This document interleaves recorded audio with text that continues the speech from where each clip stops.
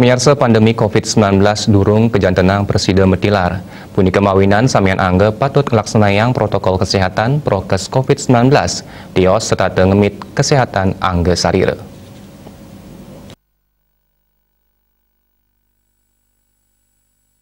Wakil Ketua Bidang Akademik Stimi Handayani Denpasar Dr. DRA Niketut Karuwini MM Maosang nganutin pamargen prokes dahat kabuatang pisan antuk 3M inggih punika nganggen masker, ngwajikin tangan, nganggen sabun ring toyo sane membah, nyage jarak sajeroning neus panglalah COVID-19.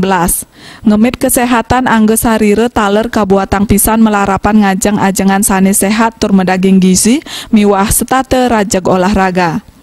Pangupaya punika kautamayang pisan kelaksanayang ring dunia pendidikan rumasuk ring kampus Stimi Handayani Denpasar. Santukan pinake angge sivitas akademika janten kabuatang antuk ngelaksanayang prokes sajeroning neus panglalah COVID-19.